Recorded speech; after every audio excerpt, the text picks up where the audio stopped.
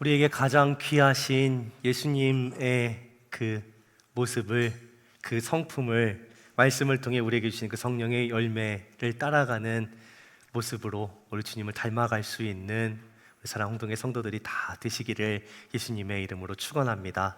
아까 우리 장로님 기도하실 때에 달력이 한 장 남았다 말씀하셨는데, 그쵸? 11월 마지막 날이고 이제 한 달만 보내면 2025년도 끝나갑니다. 우리가 마지막까지 어떠한 모습으로 가야 할까? 우리가 이제 올 하반기에 들어와서 나누고 있는 성령의 9가지 열매에 대한 이 말씀들을 그냥 듣고 흘려보내는 것이 아니라 계속해서 내가 어떻게 하면 이 사랑을, 희락을, 화평을, 오래 참음을, 자비와 양선, 충성을, 온유를, 절제를 내 삶에서 통과해 갈 수 있을까를 생각하면서 그 말씀 속에 함께 거할 수 있는 우리 모두가 될 수 있기를 소원합니다. 벌써 8번째 열매입니다. 이 9가지 열매를 언제 다 이렇게 하나하나 뜯어보고 있나라고 그렇게 생각했지만 어느덧 8번째 열매인 온유함에 대해서 말씀을 나눌 수 있는 시간을 허락해 주셨습니다. 온유함, 온유하다, 어떠한 모습이 떠오르십니까? 착하고 유순하고 순둥순둥하고 화도 안 내고 어디 나가서 누구 한 대 때리지도 못하고 그냥 늘 얻어맞고만 들어오는 그런 모습만 혹시 떠올리실지도 모르겠어요. 성경이 말하는 온유함은 사실은 그런 모습은 아닙니다. 그저 착하고 온유한 것만 의미하는 건 아니고요. 온유라고 번역되어 있는 이 헬라어 프라우테스가 들어보셨겠지만 야생 동물이 길들여져 있는 모습을 의미합니다. 그러니까 이 온유함은 우리가 2가지로 좀 생각을 해보실 수 있을 것 같아요. 하나는 상태로서의 온유, 그리고 하나는 그 상태를 가지고 있기 때문에 우리의 삶에서 행동으로 나타나는 온유. 상태로서의 온유, 행위로서의 온유, 2가지를 생각해 볼 수 있을 것 같아요. 방금 말씀드린 대로 이 온유함은 야생동물이 길들여져 있는 그런 상태를 의미합니다. 그냥 애시당초부터 착하고 순한 걸 의미하는 게 아니에요. 훈련되고 또 훈련되고 깎이고 또 깎이고 다듬어지고 또 다듬어지고 그렇게 돼서 스스로 조절하고 절제할 수 있는 힘이 생긴 상태를 가리켜서 바로 온유하다라고 그렇게 얘기를 하는 겁니다. 그 본성은 사실은 그대로 있어요. 하지만 그 본성이 하나님 손에 의해 붙잡혀서 드러나지 않는 모습인 거죠. 이런 겁니다. 야생에 뛰어다니고 있는 야생마, 아니면 요즘은 그 동물원 가면 이제 그런 게 많이 사라지긴 했는데 예전에는 진짜 큰 동물원 가면 그 고래쇼를 볼 수 있었거든요. 그 고래쇼에 나오는 고래가 돌고래하고 범고래입니다. 특히 그 세계적으로 유명한 이제 고래쇼가 미국에 있는 그 시월드라는 그 해상공원에 있는 그 고래쇼인데 거기 나오는 고래가 범고래예요. 사람 물어 죽이는. 실제로 조련사가 물려서 죽기도 했던 걸로 아마 10몇 년 전에 이렇게 다큐멘터리가 유명했었던 이제 그런 일도 있었는데, 그렇게 덩치 크고 사람도 물 수 있는 그런 고래가 조련사의 손에 붙잡혀서 조련사가 이렇게 하면 가고 이렇게 하면 오고 하는 그런 상태가 되어 있는 것, 그게 성경이 말하는 온유입니다. 우리도 마찬가지예요. 예수님 믿는 사람은, 그리스도인은 누구 한 사람 예외 없이 하나님 손에 붙들려서, 조련사가 되신 하나님 손에 붙들려서 훈련되어져 가는 존재여야 합니다. 우리가 예전에는 그저 예배 나오고 성경 읽고 새벽기도 나오고 뭐 이 정도로 다 이제 어떤 영성 훈련 이런 걸 다 이제 했는데, 요즘은 여러 가지 영성 훈련에 대한 이야기들을 사실 하죠. 뭐 어디 가서 배우기도 하고 성경 공부도 하고 뭐 제자 훈련도 받고 여러 가지 이야기들을 합니다. 하지만 그런 커리큘럼이 영성 훈련을 만들어내는 건 아니에요. 큰 교회 간다고 영성훈련 잡아줄 수 있는 것도 아니고, 작은 교회에 있다고 영성훈련이 안 되는 것도 아닙니다. 진정한 영성훈련은 뭐냐? 조련사가 되시는 하나님 손에 내가 붙잡혀 있는 거예요. 하나님 손에 붙잡혀서 내 인격이, 내 성품이, 내 성질이 다루어져 가는 겁니다. 성경 많이 아는 것이 영성 훈련이 아니고요. 뭔가 헌신 많이 하는 것이 영성 훈련이 아닙니다. 내 인격이 얼마나 가장 귀한 그 이름 예수 그리스도를 닮아가고 있느냐입니다. 내 성품이, 내 성질머리가 얼마나 주님 손에 붙잡혀져 있냐입니다. 성질은 바뀌지 않아요. 아시잖아요. 내 성질 안 바뀝니다. 그런데 그 성질이 하나님 손에 붙잡혀 있느냐 아니냐의 문제인 거예요. 그 과정, 그것이 바로 영성 훈련입니다. 성경에서 온유함에 대해서 이야기할 때에 가장 대표적인 사람으로 모세를 소개합니다. 민수기 12장 3절에서 모세에 대해서 이렇게 소개하죠. 이 사람 모세는 온유함이 지변의 모든 사람보다 더하더라. 이 땅에 있던 사람들에게 온유함이 가장 뛰어났던 사람이라고 그렇게 소개합니다. 그런데 모세가 어떻게 이런 평가를 받을 수 있었을까요? 모세는 우리가 다 아는 대로 어려서 그 바로의 궁전에 그 공주의 아들로 입양이 되죠. 그래서 40살까지 그 왕실에서 왕이 될 수 있는 제왕 훈련을 받습니다. 당시 최고의 교육 과정이었을 거예요. 아마 지금 받아도 아주 좋을 그런 과정이었을 거예요. 그런데 그런 훈련이, 그런 교육이 모세를 인격적으로 다듬어 주지는 못했다는 거예요. 왜요? 출애굽기에 그 장면이 나오잖아요. 히브리 사람을 괴롭히는 애굽 사람을 모세가 때려 죽이잖아요. 넘치는 혈기로 사람을 때려 죽일 수 있는 그 성질은 여전히 그대로 있었다라는 거예요. 결국 그 일 때문에 모세는 광야로 쫓겨가게 되죠. 그렇게 쫓겨간 광야에서 40년 동안이나, 무려 40년 동안이나 하나님의 손에 의해 훈련받게 됩니다. 뭘 훈련받게 되었을까요? 깎이는 겁니다. 계속해서 깎이는 거예요. 힘 다 빠질 때까지 깎이는 거예요. 언제까지요? 이제 죽었다 할 때까지 깎이고 또 깎이는 겁니다. 그렇게 깎여진, 그렇게 다듬어진 모세가 뭐라고 평가를 받아요? 이제 온유한 사람이라고 평가를 받죠. 세상의 교육과정으로, 왕실 훈련으로도 이루어지지 않았습니다. 하지만 하나님 손에 붙들렸을 때에 비로소 그 인격이, 그 성품이 다듬어져 가는 거죠. 성경에는 하나님의 손에 의해서, 하나님 손에 붙들려서 그렇게 다듬어지고 깨지고 꺾이고 깎여 나가는 훈련받는 과정이 나오기도 하지만 그 반대의 모습도 나옵니다. 그 반대의 모습이 어디에 나오느냐? 바로 사사기에 나옵니다.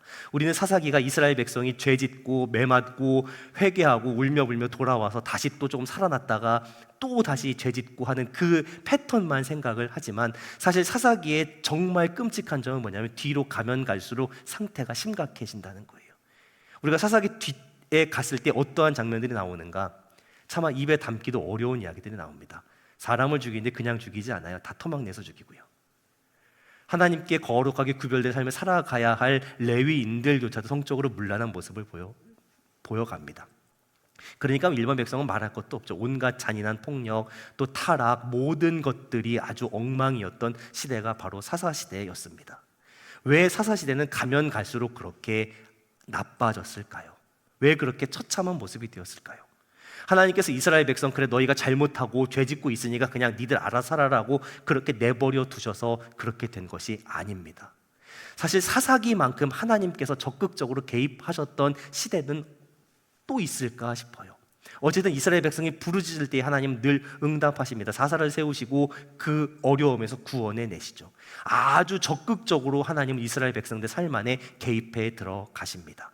그런데 이스라엘 백성은 왜 가면 갈수록 상태가 나빠질까요? 제가 여러 번 말씀드렸죠. 사사기에 2번 똑같이 나오는 그 구절. 그때 이스라엘의 왕이 없었으므로 사람이 각기 자기의 소견에 옳은 대로 행하였더라 입니다. 왕 되신 하나님이 늘 함께 계심에도 불구하고, 하나님께서 그 인생에 개입하고 계심에도 불구하고 여전히 이스라엘 백성은 내가 보기에 옳은 대로 살았다 였습니다. 내가 보기에 옳은 대로, 내가 보기에 옳은 대로 살았던 그 모습은 뒤로 가면 갈수록 처참해지는 거예요. 내가 보기에 좋은 것을 따라가는 것이 결코 우리의 인생 가운데 좋은 길을 열어주지 않는다는 거예요. 사사시대가 그랬습니다. 그런데 문제는 오늘날도 똑같이 살아갑니다. 모든 선택과 결정의 기준은 뭐예요? 내가 보기에 옳은 것입니다. 내가 보기에 옳은 것. 어쩌면 우리도 사사기의 결말처럼 가고 있는지도 모르겠어요. 하나님 우리를 보시고 똑같이 말씀하고 계신지도 모릅니다. 정말 솔직히 우리의 모습을 볼 때에 우리가 정말 조련사 되신 하나님의 손에 붙잡혀서 이리 가라 하면 이리 가고 저리 가라 하면 저리 가는 그런 잘 훈련된 모습인가? 아니면 훈련을 거부하고 내게 훈련의 손을 내미시는 그 하나님의 손을 물어 뜯으려고 달려드는 그런 모습은 아닌가? 어떤 모습이냐라는 거예요. 우리를 붙드시는 하나님의 손을 여전히 우리는 뿌리치고 있다는 게 문제이죠. 우리의 마음에서 하나님을 자꾸만 몰아내 버립니다. 지난주 수요일에 풍랑 속에 있는 제자들의 이야기를 하면서 그런 표현을 썼어요. 배 안에 함께 타고 계신 예수님을 투명인간 취급합니다. 지금도 여전히 임마누엘 하시고 우리 함께 하시는 우리 하나님을 내 마음에서 몰아냅니다. 아니면 투명인간처럼 취급해버립니다. 그리고 하나님 필요 없다라고 그렇게 소리치고 다닙니다. 난 하나님 손에 의해 훈련받지 않겠다라고 그렇게 외치면서 내 소견에 옳은 대로 행하겠다라고 결정합니다. 승복하겠다는 마음이 없어요. 세상 사람들의 문제가 아니라 우리의 문제입니다. 우리의 문제. 교회 다닌다고 하는 사람들에게조차, 하나님의 일을 하겠다고 말하는 사람들에게조차 하나님께 승복하겠다는 마음은 없습니다. 그죠? 어떻게 하면 이 일을 잘할까? 어떻게 하면 내가 더 탁월해질까? 능력이 생길까? 여기에만 관심이 있지 내 마음을 하나님께 승복하겠다는 마음이 전혀 없어요. 광야로 나가기 싫습니다. 광야로 나가면 어떤 일이 벌어질지 압니다. 애굽의 그 높은 보좌와는 멀어지는 겁니다. 모세를 보면요. 그렇죠. 그리고 아무것도 없습니다. 다 깎일 것만 있어요. 그 광야를 통과하며 온유해지는 과정, 하나님께 승복하는 그 과정, 그 과정으로 들어가려고 하지를 않아요. 제가 지난주에 말씀드렸어요. 하나님께 승복하는 것. 근데 우리가 하나님께 승복한다라는 걸 어떻게 이해하고 있는가? 이렇게 이해하는 거예요. 하나님, 일단 뭐라고 말씀하시니 내가 한번 들어는 볼게요. 내가 들어보고 내 생각에 괜찮으면, 나에게 유익이 될 것 같으면, 뭔가 좀 이득이 될 것 같으면 하나님 말씀하신 대로 일단 그렇게 내가 해드려 볼게요.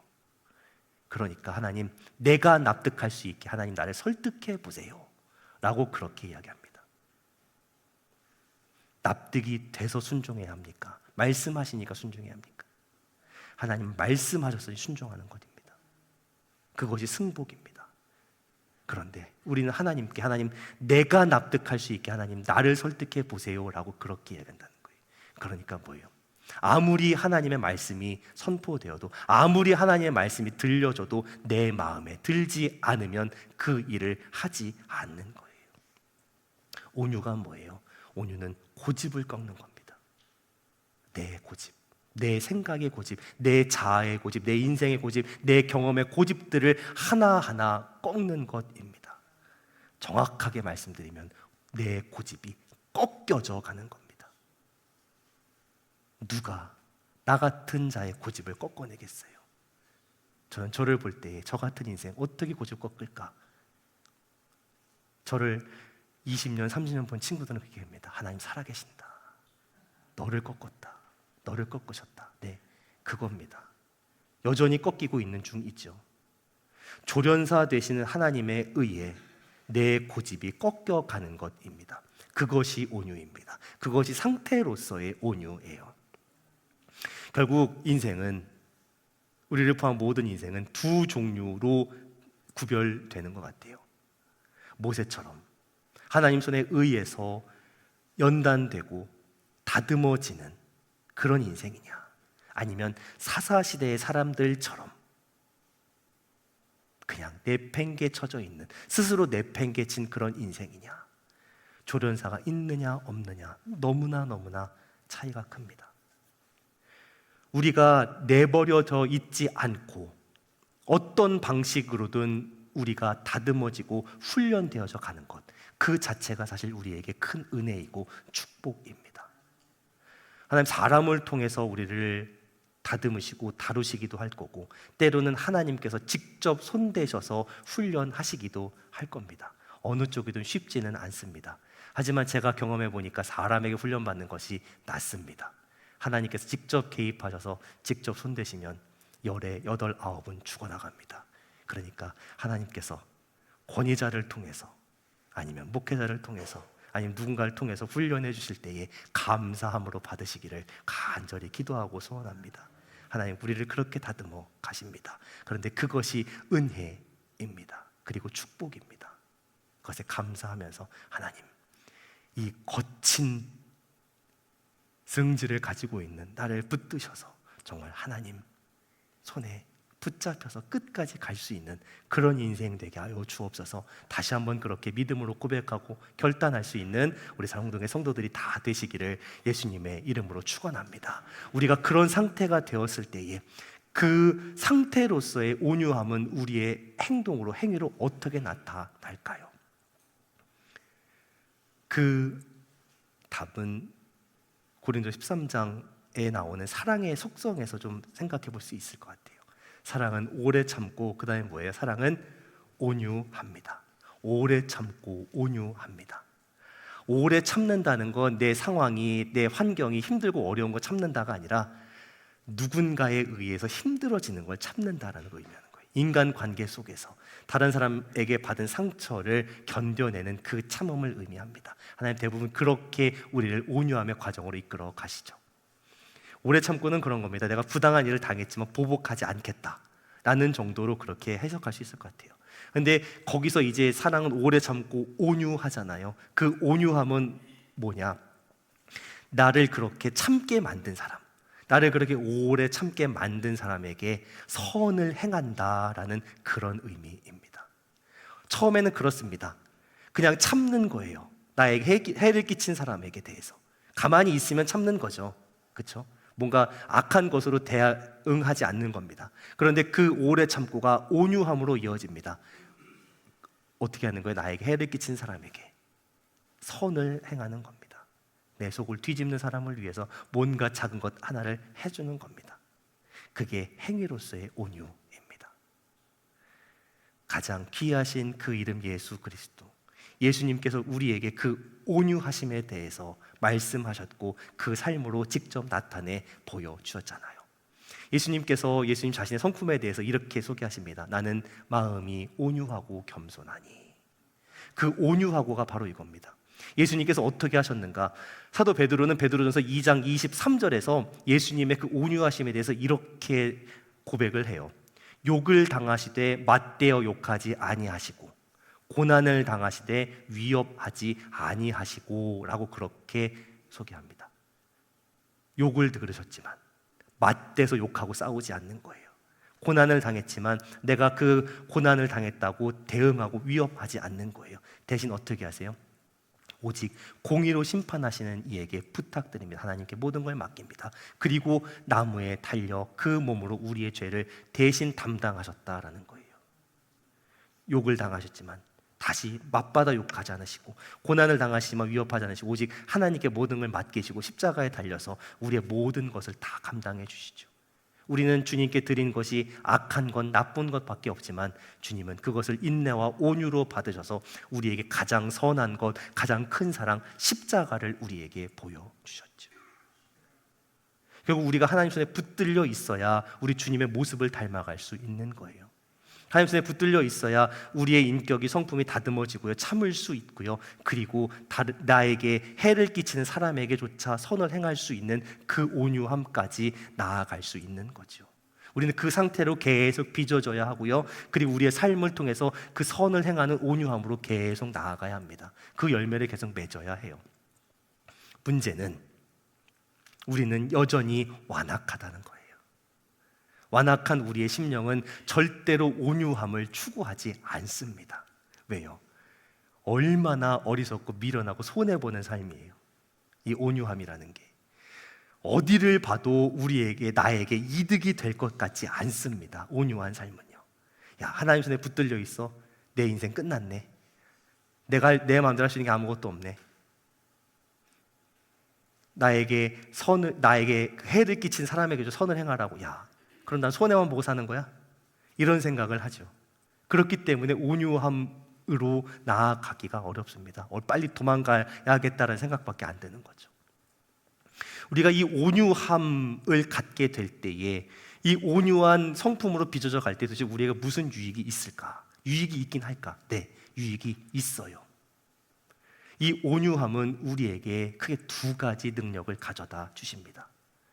첫 번째는 이 온유함은 우리에게 내적인 힘을 주십니다. 우리가 영적으로 무너졌을 때에 다시 복구될 수 있는 능력을 허락해 주십니다. 아무리 하나님께 훈련을 잘 받은 사람이라고 해도 그게 완벽하다라는 의미는 아닙니다. 모세가 민수기 12장에서 그 온유함이 이 땅의 모든 사람보다 더하더라라는 평가를 받았지만 그렇다고 해서 모세가 완벽한 사람은 아니었습니다. 민수기 20장에 보면 우리가 잘 아는 이제 사건 하나가 나오죠. 광야 여정 가운데 물 없다고 불평불만하는 이스라엘 백성들에게 결국은 모세가 화를 내는 장면이 나오잖아요. 계속해서 불평해서 물 달라고 하니까 어떻게 해요? 모세가 화를 내며 지팡이로 반석을 2번 후려칩니다. 이 반역한 너희여 들으라. 우리가 너희를 위하여 이 반석에서 물을 내랴. 모세가 그의 손을 들어 지팡이로 반석을 2번 치니, 그죠? 한 번 친 것도 아닌데 그냥 하나님 말씀을 하지 않고 성질대로 나이가 광야 40년을 보내고요. 그 광야길 이스라엘 백성 또 끌고 가면서도 여전히 그 성격은 있었습니다. 100살 가까운 나이가 된 성격이 있는 거죠. 하나님 마음에 합한 자라는 평가를 받았던 다윗도 마찬가지였던 것 같아요. 다윗이 젊은 시절에 광야의 시간을 보내면서 사울에게 쫓겨다니면서 그 사울의 난폭함을 어떻게 극복해요? 온유함으로 극복해내잖아요. 악을 악으로 갚지 않습니다. 온유함으로 사울에게 끝까지 선을 행하려고 노력합니다. 그랬던 다울이 어떻게 나중에 무너지죠. 실족합니다. 성적인 최도범하고 충직한 부하도 전장터 내고 죽이겠다고 하고 그걸 덮으려고 아주 애를 쓰죠. 그럼에도 성경은 모세나 다윗을 하나님 앞에 온유한 자로, 그 마음에 합한 자로 그렇게 소개해 주십니다. 그 사람들이 완벽해서 한 번도 혈기도 부리지 않고 죄짓지 않아서 정말 모든 면에 완벽해서 온유한 사람들이라고 소개하시는 것이 아닙니다. 무너졌을 때에 그 다음이 어땠냐라는 거예요. 무너지고 난 그 다음. 모세나 다윗이나 무너지고 난 그 다음에 다시 일어납니다. 왜요? 그 무너진 삶 속에 하나님이 개입하셨을 때 그 손을 붙잡고 다시 일어날 수 있는 그 경험이 있기 때문에 그래요. 대부분 그 과정을 통과하지 못했기 때문에 한 손에 붙들려 본 경험이 없기 때문에 하나님께서 붙드시고 개입하셔서 다시 살리러 들어오시는 그 붙드시는 손길을 거의 대부분 그냥 뿌려쳐 버리는 거죠. 모세가 광야를 통과하면서 하나님 손에 붙들려 봤던 그 경험, 그랬기 때문에 거기서 혈기를 부리고 결국은 하나님께서 가나안 땅에 들어가지 못할 것이라고 말씀하셨지만 어때요? 그래도 여전히 끝까지 갔던 거죠. 다윗이 그 사고를 쳐놓고도 뭐예요?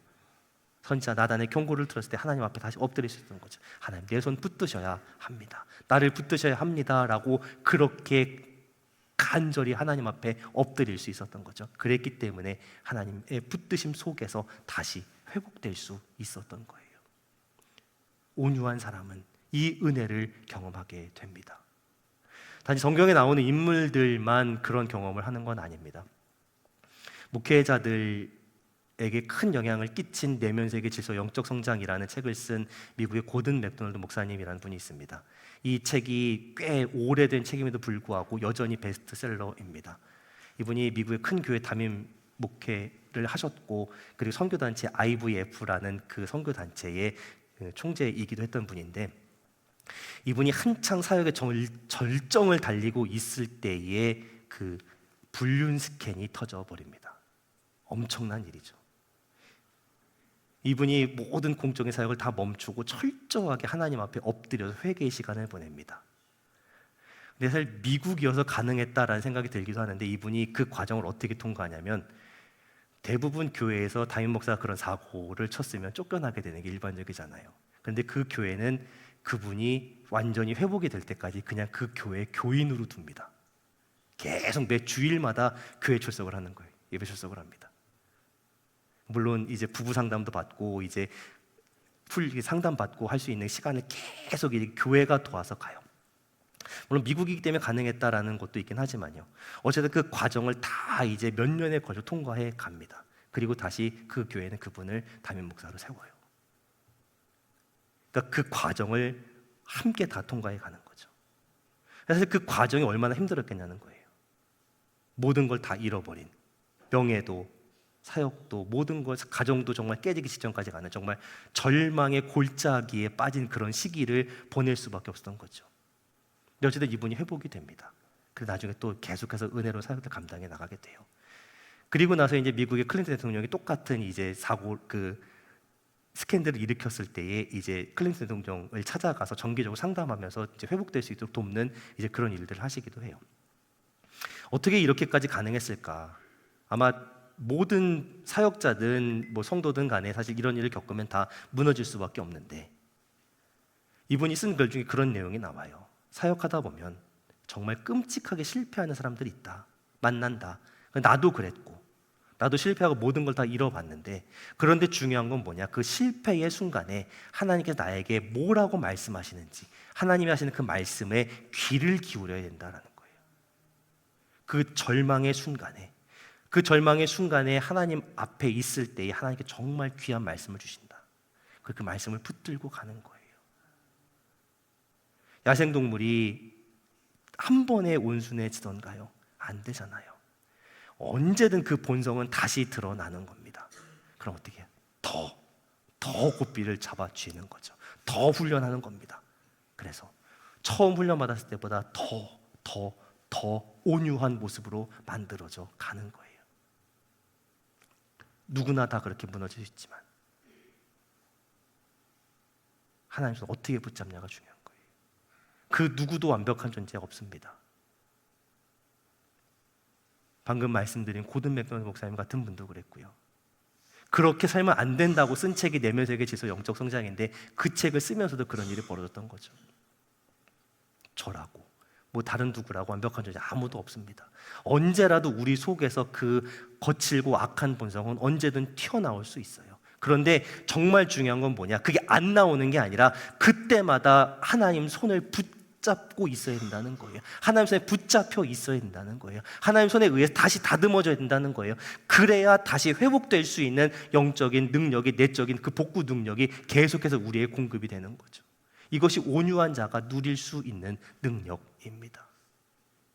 이 능력을 날마다 누리며 살아갈 수 있는 우리 사랑동의 성도들이 다 되시기를 예수님의 이름으로 축원합니다. 그렇기 때문에 그런 내적인 힘을 가지고 있기 때문에 당연히 뭐예요? 그 내적인 은혜와 능력은 우리의 밖으로 나올 수밖에 없는 거예요. 온유함이 주시는 두 번째 그 능력, 유익은 뭐냐? 우리로 말미암아 세상 가운데 그 영향력이 흘러가게 되는 거예요. 온유한 자는 복이 있나니 땅을 기업으로 받게 됩니다. 그 땅을 기업으로 받는다는 의미가 뭘까요? 단순히 그냥 뭐 내가 갖고 있는, 내가 소유하고 있는 이 세상에 땅이 많아지는 의미가 아니라는 건 아시잖아요. 성경에서 늘 땅에 대한 말씀하실 때에는 하나님의 나라, 하나님의 임재와 통치가 있는 영역이라고 그렇게 해석을 합니다. 온유한 자가 땅을 기업으로 받는다는 건요, 우리를 통해서 하나님 나라가 넓어진다는 의미입니다. 우리를 통해서 이 세상 가운데 하나님의 영향력이, 그 은혜가, 그 통치가, 예수 그리스도의 그 선한 영향력들이 우리를 통해서 계속해서 흘러간다는 그런 의미입니다. 온유한 자로 그렇게 훈련받은 모세가 그 온유함이 어디에 영향을 끼쳐요? 이스라엘 백성에게 뿐만 아니라 애굽에도 영향을 끼치잖아요.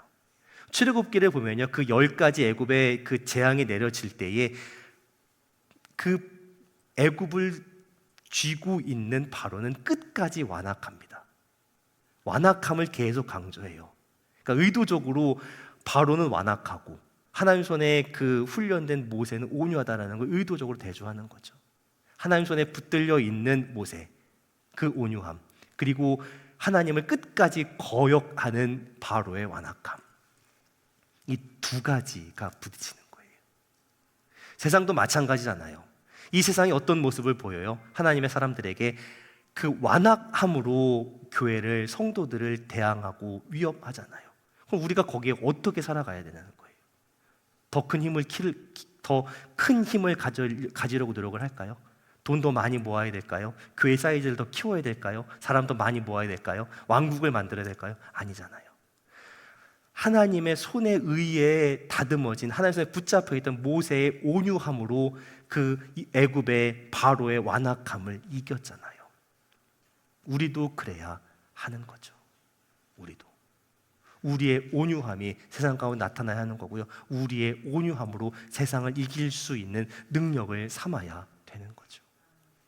우리의 모습이 지금 그런 모습처럼 보일지도 모릅니다. 아무것도 없이 그냥 광야로 내몰려간 모세와 같은 그런 모습처럼 보일지도 몰라요. 하지만 우리에게 세상이 없는 게 있잖아요. 세상에 없는 게 있잖아요. 뭐예요? 하나님이 계시잖아요. 하나님 손에 붙들려서 우리 속에서 만들어져 가는 그 온유함이라는 게 있잖아요. 우리가 온유한 존재로 훈련되고 있다는 걸 보여줘야죠. 그리고 그 하나님께서 훈련해서 우리 가운데 열매 맺게 하시는 그 온유함이 세상의 완악함을 이기는 힘이 된다는 것도 좀 보여줘야죠. 그런데 우리는 계속 그걸 거절한다니까요. 계속 도망쳐요. 그러니까 자꾸만 실패해 가는 거죠. 내가 만들어내려고 하면 안 됩니다. 온유함은 절대로 내 속에서 스스로 생겨나지 않습니다. 내가 만들어낼 수 없습니다. 하나님 손에 붙잡힌 사람에게만 성령의 은혜와 역사와 능력으로 빚어지고 만들어져 가는 것이 바로 온유입니다. 완악함을 빨리 내려놓으시기를 간절히 기도하고 소원합니다. 바로를 보세요. 그 정도 하나님의 역사하심이 나타났으면 한 6, 7번째쯤에서 빨리 수그렸어야죠. 세상에 10번째 재앙을 겪고도 아들이 죽어나가는데도 그때만 잠깐 꺾이는 것 같다가 여전히 다시 완악해서 또 쫓아오는 그 모습. 하나님 앞에 굴복하지 않겠다, 승복하지 않겠다 끝까지 고집 부리는 게 결국 완악함이잖아요. 하나님 앞에서 내 고집을 꺾고 승복하는 것이 온유함을 얻어 누릴 수 있는 유일한 방법인 줄로 믿습니다. 우리의 삶에 있는 이 완악함이 하나하나 벗어지고 그 위에 우리 주님의 그 온유하심, 우리 하나님께서 만들어주신 그 온유함으로 계속해서 덧입혀져 갈 수 있는 그런 은혜와 능력을 경험할 수 있는 우리 상홍동의 성도들이 다 되시기를 예수님의 이름으로 축원합니다. 그리고 그 온유함으로 이 세상 가운데 정말 이길 수 있다, 승리할 수 있다는 것을 보여줄 수 있는 그런 선하고 거룩한 영향력을 나타내며 살아갈 수 있는 저와 우리 상홍동의 성도들이 다 되시기를 예수님의 이름으로 축원합니다. 기도하겠습니다.